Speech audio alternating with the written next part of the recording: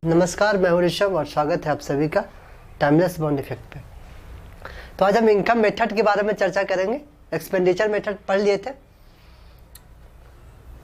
Income method क्या होता है आप ही सोचिए। जब कल एक्सपेंडिचर मेथड पढ़ा रहे थे तो हम किस साइड से देख रहे थे? एक्सपेंडिचर के साइड से देख रहे थे कि हमारा भारत देश एक्सपेंडिचर करता है तो भारत का ही इनकम है।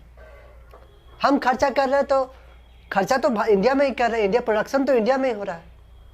तो जो हम खर्चा किए तो इनकम तो इंडिया में ही होगा, क्योंकि इंडियन के आदमी को, इंडियन कंपनी को ही हम पैसा दिए होंगे, तो इनकम हुआ होगा इंडिया को। तो एक्सपेंडिचर मेथड से भी हम निकाल सकते हैं कि कितना भारत का नेशनल इनकम है, क्योंकि जितना हम खर्चा करेंगे उतना ही किसी न किसी को इनकम होगा। आज हम इनकम साइड से देखेंगे कि नेशनल इनकम क्या होता है, नेशनल इनकम कैसे निकाला जाता है। तो नेशनल इनकम निकालने के लिए इनकम मेथड भी प्रोड्यूस किया जाता है। कहने का मतलब कि इंडिया कितना इनकम जनरेट कर रही है, उससे ही पता चलता है कि नेशनल इनकम कैसे निकाल सकते हैं। तो एक एक करके कैसे निकाले थे कि एक्सपेंडिचर मेथड में, कि एक एक करके निकाले थे कि एक्सपेंडिचर कहाँ कहाँ खर्चा करता है, तो इससे पता चल जाए कि हम नेशनल इनकम क्या होगा भारत का। तो वैसे आज वही करेंगे कि इनकम खोजने की कोशिश करेंगे कि इनकम कहाँ कहाँ से इंडिया जनरेट करता है, तो इससे पता चल जाएगा कि नेशनल इनकम कितना होगा, नेशनल इनकम कैसे निकाला जाएगा। तो सबसे पहले हम देखते हैं कि इनकम मेथड से हम कैसे नेशनल इनकम निकालते हैं। तो सबसे पहले ये पता होना चाहिए कि जो नेशनल इनकम निकाल रहे हैं, सबसे पहले ये पता होना चाहिए कि इनकम कहाँ कहाँ से आता है। तो सबसे पहले आप बताइए, आपके पास इंडिया में आप लोग रहते हैं, रेसिडेंट है, तो आपके पास लैंड होगा, उस पर आप बिल्डिंग बना देंगे, आप उसको रेंट पे दे दिए, किराए पे दे दिए, तो उससे पैसा आता है। क्या आता है? रेंट आता है। तो जो रेंट आया आपके हाथ में, वो तो आपके लिए इनकम है, ये कोई बड़ी बात नहीं, आपके लिए इनकम है। लेकिन इकोनॉमी लेवल पे सोचिए तो इकोनॉमी को भी इनकम हो गया, क्योंकि आपका इनकम इकोनॉमी का इनकम है। आप प्रोडक्शन कर रहे हैं तो आप इकोनॉमी में टेक पार्ट कर रहे हैं। इकोनॉमी कोई दूसरा चीज से नहीं बना हुआ है, इकोनॉमी हम सब से ही बना हुआ है। अगर हम प्रोडक्शन कर रहे हैं तो इकोनॉमी भी डेवलप करेगा। तो रेंट से कमाया, सबसे पहले रेंट से भी पैसा कमा सकते हैं। और सोचिए क्या क्या से हम पैसा कमा सकते हैं। तो सबसे पहले रेंट से हम पैसा कमाते हैं। लैंड है मेरे पास, लैंड में बिल्डिंग बना दी है, उस पर रेंट आ रहा है, तो मेरे लिए इनकम है, तो रेंट से भी इनकम कमा ली। दूसरा, रॉयल्टी। जमीन के ऊपर बिल्डिंग बना दिया तो वो रेंट आ गया, उससे तो रेंट आ गया, वो इनकम हो गया। कभी कभी ऐसा होता है कि जमीन के अंदर कुछ मिनरल्स निकल जाता है, तो क्या करता है, गवर्नमेंट उसको सीज कर लेती है। वो आपके जमीन को सीज कर लेगी और उसके बदले आपको रॉयल्टी देती है। तो जमीन के ऊपर जो आया इनकम वो रेंट हुआ, जमीन से नीचे जो आया इनकम, जमीन के नीचे से जो आया इनकम वो हो गया रॉयल्टी। तो रॉयल्टी से भी इनकम कमाया जा सकता है। हमारा इंडिया कमाती है, हमारा देश कमाता है रेंट से भी, रॉयल्टी से भी हमारा देश कमाता है। Royalty, interest. तीसरा है इंटरेस्ट। आप ही सोचिए, रेंट से भी कमाते होंगे, रॉयल्टी से भी कमाते होंगे हमारा देश।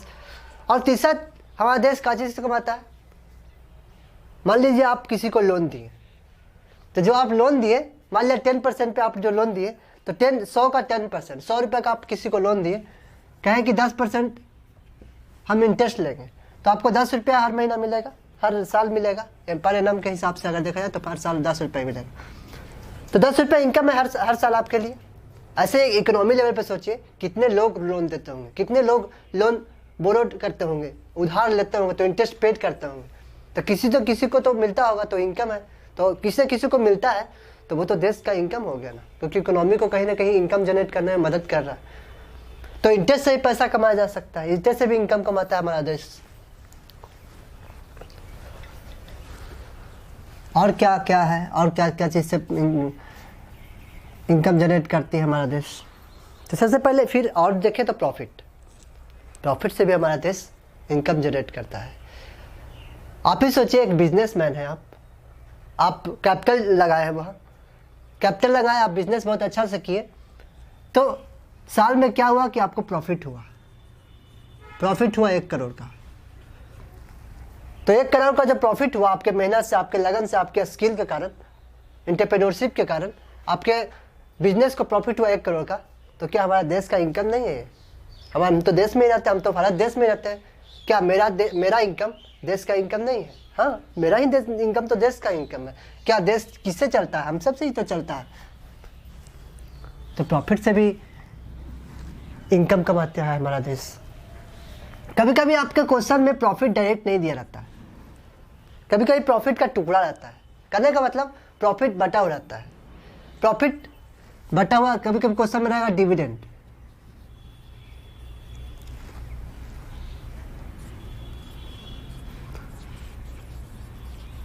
कॉर्पोरेट टैक्स, रिटेन अर्निंग, ऐसे करके रहेगा। आपको क्वेश्चन में डायरेक्ट प्रॉफिट नहीं रहेगा, आपको क्वेश्चन में डिविडेंड रहेगा, कॉर्पोरेट टैक्स रहेगा, रिटेन अर्निंग रहेगा। रिटेन अर्निंग कहने का मतलब अनडिस्ट्रीब्यूटेड प्रॉफिट, इसको ऐसे भी लिख सकते हो,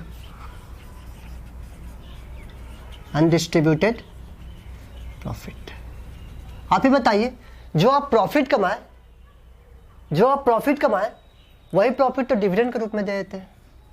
मान लिया आप प्रॉफिट कमाए 1 करोड़, जिसमें से 50 लाख डिविडेंड दे दिए,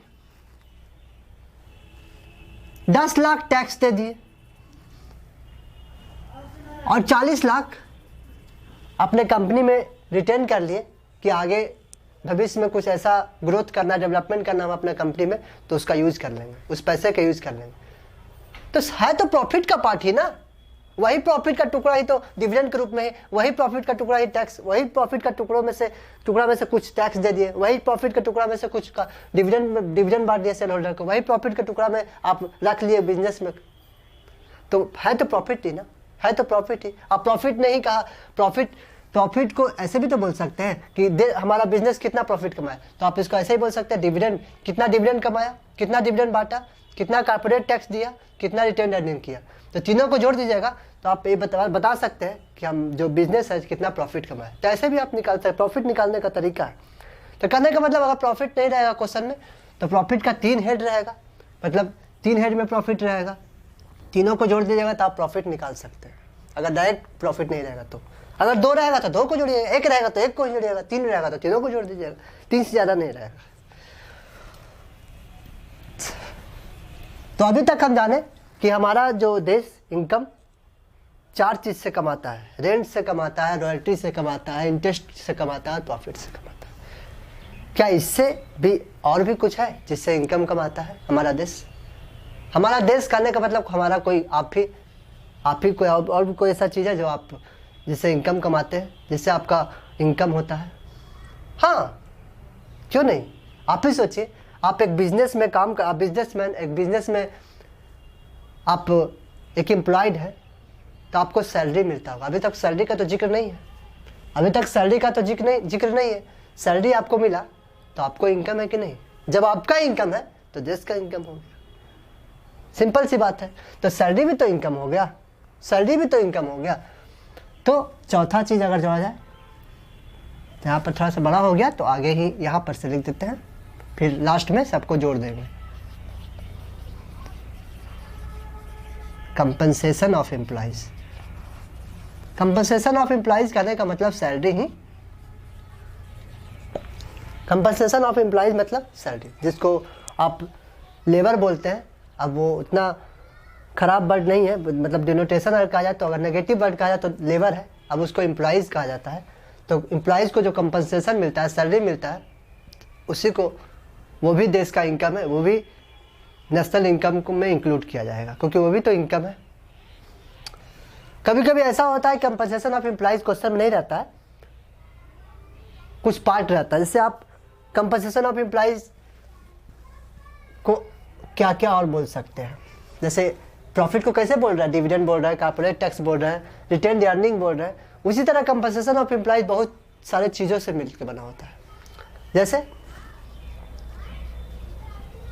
salary in cash, salary in kind,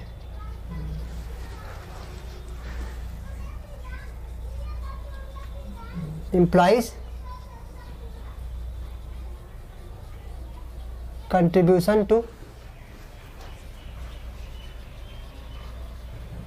social security,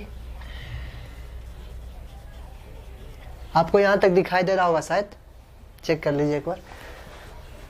तो कंपनसेशन ऑफ एम्प्लॉइज करने का मतलब जो एम्प्लॉइज को सैलरी मिल रहा है उसको, वो भी देश का इनकम है। तो कभी कभी कंपनसेशन ऑफ एम्प्लॉइज क्वेश्चन में नहीं रहता है, सैलरी इन वेज रहेगा, सैलरी इन काइंड रहेगा, employees contribution to social security scheme. आप ही सोचिए, आप जब पूरा पढ़ाई कर लेंगे, आपको कहीं नौकरी मिल जाएगा, तो आपका एक कॉन्ट्रैक्ट रहेगा, आपका रहेगा कि 50,000 आपको मिलेगा, मान लीजिए कि 50,000 आपको मिलेगा सैलरी के नाम पे, लेकिन आपके खाते पर सिर्फ 30,000 ही आएगा। आपके खाते पे 30,000 ही आएगा, 20,000 कहाँ जाएगा? 20,000 क्या करेगा कि जो आपका बॉस होगा वो सोशल सिक्योरिटी स्कीम के तहत, एक गवर्नमेंट का एक स्कीम है, पेंशन प्लान, प्रोविडेंट फंड और ग्रेच्युटी, ये सब स्कीम होता है, आप आगे क्लास में इस सब पढ़ेंगे। तो ये सब गवर्नमेंट का स्कीम होता है। तो बॉस क्या करता है कि जो 20,000 बचता है तो उस स्कीम में आपको डिपॉजिट कर देता है। उस स्कीम के तहत अगर आप रिटायर्ड हो जाइएगा तो वही आपका जो पैसा जो डिपॉजिट किया था बॉस, वो आपको एक बार या जो भी कॉन्ट्रैक्ट के तहत आपको मिल जाएगा। तो है तो सैलरी ही ना, क्या आपको पैसा कहीं जा तो नहीं रहा है, कहीं तो डिपॉजिट ही हो रहा है। तो सैलरी नहीं दिया आपको, कैश नहीं दिया, कंट्रीब्यूशन दे दिया, सोशल सिक्योरिटी स्कीम में आपको डिपॉजिट कर दिया, तो वो तो सैलरी है ना, है तो 50,000, है तो सैलरी का ही पार्ट है ना। कभी कभी, हाँ ये तो समझ गया और ये भी समझ गया, कभी कभी आपको देखते होंगे दीपावली में कुछ बहुत सारा चीज़ मिलता है, जैसे आपको मिठाई मिलता है, आपको घड़ी मिल जाएगा, आपको शर्ट मिलेगा, बहुत सारे चीज़ मिलते हैं। तो आपको पैसा नहीं दिया, आपको पैसा नहीं दिया, सैलरी के नाम पे कुछ सैलरी के नाम पे कुछ पैसा काइंड दे दिया। काइंड करने का मतलब कुछ वस्तु दे दिया, मोबाइल दे दिया, ये दे दिया, वो दे दिया, कुछ दे दिया आपको, तो ये भी तो सैलरी का ही पार्ट है ना। यानी सैलरी का अगर देखा जाए, ओवर टोटल अगर सैलरी को देखा जाए, सैलरी को पार्ट पार्ट अगर खोला जाए तो सैलरी कैश के रूप में भी हो सकता है, सैलरी सोशल सिक्योरिटी स्कीम के तहत भी हो सकता है, और सैलरी काइंड के रूप में भी हो सकता है। अगर सैलरी अगर क्वेश्चन में नहीं दिया हो, 3 चीज़ दिया हो, तो तीनों चीज़ को जोड़ दीजिए तो आपको कंपनसेशन ऑफ एम्प्लॉइज निकल जाएगा। यहाँ तक हम देख चुके हैं कि हमारा देश इनकम कहाँ कहाँ से कमाता है। तो सबसे पहले रेंट से कमाता है, रॉयल्टी से कमाता है, इंटरेस्ट से कमाता है, प्रॉफिट से कमाता है। फिर देखिए कि कंपनसेशन ऑफ एम्प्लॉइज, सैलरी के नाम पे भी हमारा देश इनकम कमाता है। और सबसे लास्ट है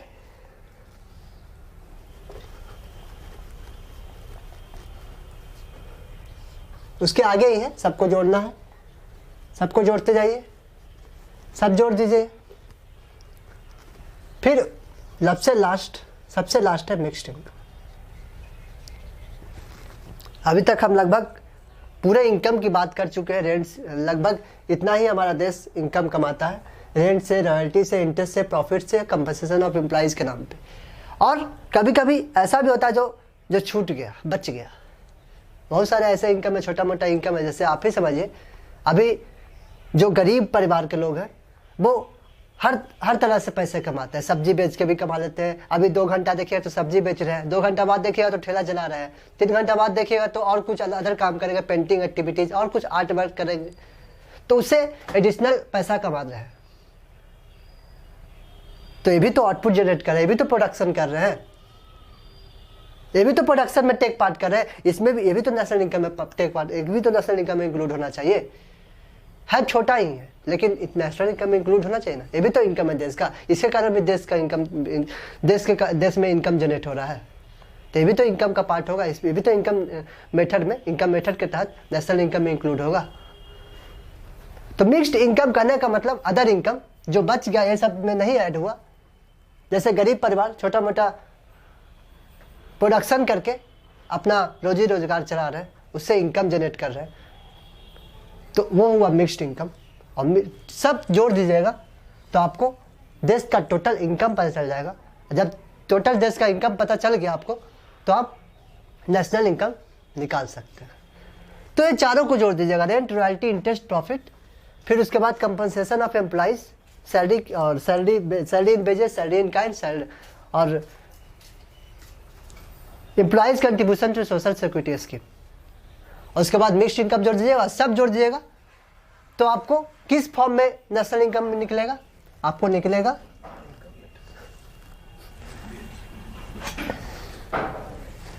NDPFC। तो आप सब जोड़ दीजिएगा तो निकल जाएगा NDPFC। कहने का मतलब डोमेस्टिक इनकम निकलेगा आपको। तो अब इसको नेशनल इनकम में कैसे कन्वर्ट कर सकते हैं? तो सिंपल सा है, ये पूरा अगर कीजिएगा तो क्या निकलेगा? NDPFC के फॉर्म में। ये नहीं समझिए कि नेशनल इनकम निकलेगा, नहीं, अभी भी आपको नेशनल इनकम नहीं निकला है। अभी ये निकला है कि भारत के अंदर कितना इनकम जनरेट हो रहा है।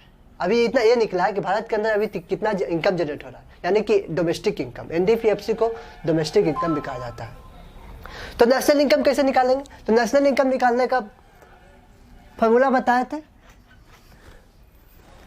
नेशनल इनकम करने का मतलब NNPFC।